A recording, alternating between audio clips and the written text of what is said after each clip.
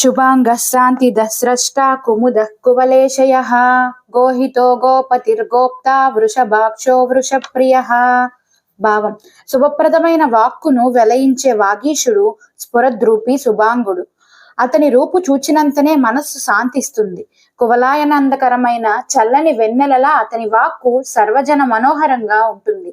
గాలిని తిని కమ్మని పాటకు తనివి చెందే పాము, పలుకుల సామికి పాన్పు. కళ్ళు మూసుకొని పారవస్యంతో గానం వినే పన్నగం వాక్పతికి చాలా ఇష్టం. వాక్కును లోకంలో ప్రసరింప చేయటం, రక్షించటం, దాచడం, పెంపొందించటం వాగధీశ్వరుని కర్తవ్యం. వేద వాక్కుకు ఆయన ధర్మకర్త. ధర్మమన్నా, ధర్మాన్ని కాపాడే వృషభమన్నా ఆయనకు ఎనలేని అభిమానం. ఎద్దు రంకె వేస్తే మబ్బు కరిగి కురుస్తుంది. అలాగే ధర్మం పిలిస్తే పరమాత్మ పలుకుతాడు. ధర్మ రక్షణకు వాగ్విభూతి కూడా చాలా అవసరం. వాక్కు ద్వారా మనస్సును, మనస్సు ద్వారా ఆత్మను అవగాహనం చేసుకోవచ్చు. కానీ ఆ వాక్కు ధర్మ సమృద్ధితమై ఉండాలి. అందుకనే స్వామి ధర్మవర్ధిని అయి వాక్కు కోసం వెతుకుతూ ఉంటాడు. ధర్మం పలుకని వాజ్మయం వ్యర్థం.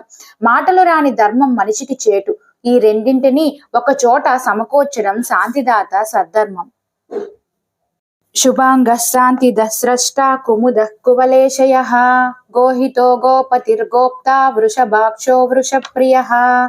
భావం: శుభప్రదమైన వాక్కును వెలయించే వాగీశుడు స్ఫురద్రూపి శుభాంగుడు. అతని రూపు చూచినంతనే మనస్సు శాంతిస్తుంది.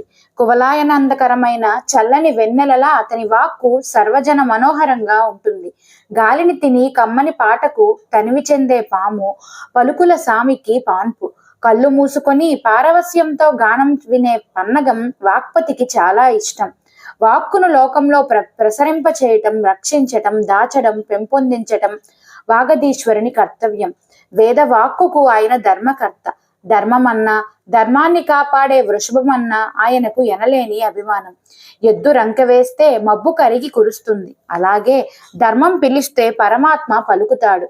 ధర్మ రక్షణకు వాగ్విభూతి కూడా చాలా అవసరం. వాక్కు ద్వారా మనస్సును, మనస్సు ద్వారా ఆత్మను అవగాహనం చేసుకోవచ్చు. కానీ ఆ వాక్కు ధర్మ సమృద్ధితమై ఉండాలి. అందుకనే స్వామి ధర్మవర్ధిని అయి వాక్కు కోసం వెతుకుతూ ఉంటాడు. ధర్మం పలుకని వాజ్మయం వ్యర్థం. మాటలు రాని ధర్మం మనిషికి చేటు. ఈ రెండింటినీ ఒక చోట సమకూర్చడం శాంతిదాత సద్ధర్మం. शुभांगस्रान्तिदस्रष्टा कुमुदः कुवलेशयः गोहितो गोपतिर्गोप्ता వృషభాక్షో వృషప్రియః. భావం: శుభప్రదమైన వాక్కును వెలయించే వాగీశుడు స్ఫురద్రూపి శుభాంగుడు.